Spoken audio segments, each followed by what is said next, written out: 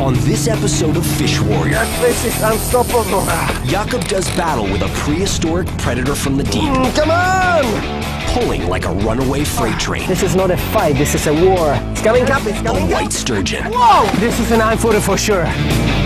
In the wild north, will Jakob get his monster-sized opponent? Yes, that's what I want. Before the wilderness gets him? This is by far the most aggressive black bear that I've seen.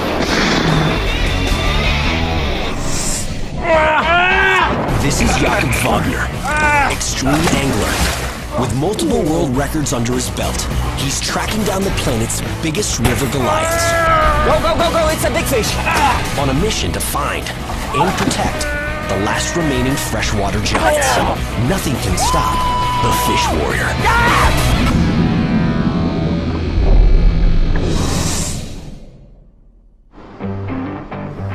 Vancouver, Canada. Extreme angler Jakob Wagner's latest expedition sends him in search of a prehistoric river Goliath. I'm in British Columbia, and I was always dreaming about this place because of white sturgeon. I never caught one before, and I'm going to try catch a big one on the Fraser River.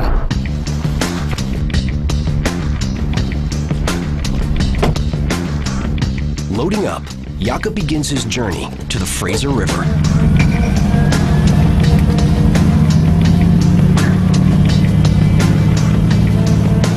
There, he'll meet a team of scientists and anglers who'll help him on his mission to catch and release a giant 9-foot white sturgeon.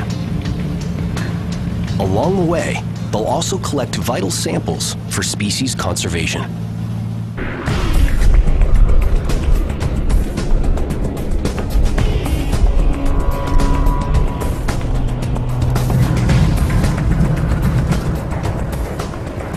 Hi. Hi. Jakob. Nice to Galen. meet you. Nice to How was meet your you. trip? Jakob's teaming up with fellow angler and oceanographer Galen Rosenwax. So tell me, have you caught sturgeon before? I haven't. Yeah? But I'm really excited to. I've always wanted to. I've always wanted to catch a white sturgeon because historically and evolutionarily, they're just so incredible. They live part of their life in the ocean and then come into the freshwater to spawn. So for me, here's a fish that sort of lives in both worlds. Accustomed to fishing on the open ocean, Galen has limited experience in fresh water, and Jakob's agreed to show her the ropes. It's supposed to be amazing. I travel all over, really looking for big and new fish to catch. But still, you can go a little bit more. I feel very fortunate to join Jakob on this expedition. To make the arduous 25-mile trek upriver, the team joins local guide Dean Work, an expert on white sturgeon and the river they call home. Yeah, it's coming. Yep. Hey, nice job. Good. At more than 850 miles long, the Fraser is the largest river in British Columbia. Here, just 100 years ago, white sturgeon were plentiful. But rampant overharvesting has driven the population down to critical levels. With shark-like tails and cartilaginous skeletons, white sturgeon date back to the age of the dinosaurs, over 65 million years ago. Known to grow over 20 feet long, weighing nearly half a ton, white sturgeon of any size fight with remarkable strength. And that power translates to serious vertical thrust. Using short bursts of speed to catapult out of the water, the white sturgeon earns the nickname River Marlin. White sturgeon is one of the largest sturgeon species on our planet. They fight like crazy, they jump like crazy, and they are beautiful. But no amount of power can protect the white sturgeon from its greatest weakness. These majestic creatures have an extremely slow growth rate, taking decades to reach the monster size Jakob seeks.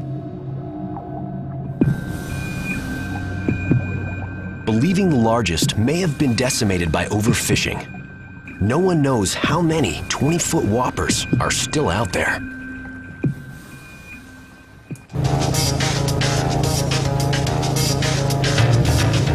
An hour into their journey, the team stops to pick up Steve McAdam, Thank you. a biologist who's collecting tissue samples from white sturgeon in order to track the growth rate of these living dinosaurs. 100 years ago, there was a big fishery, and they caught a lot of the big fish that were in this river, and population went down. And so now we're trying to figure out how far did it go down, and is it coming up again, or is it stable, or is it still in trouble? Though British Columbia made it illegal to harvest white sturgeon in 1994, allowing only catch and release fishing, the number of large, breeding-age individuals may be dangerously low.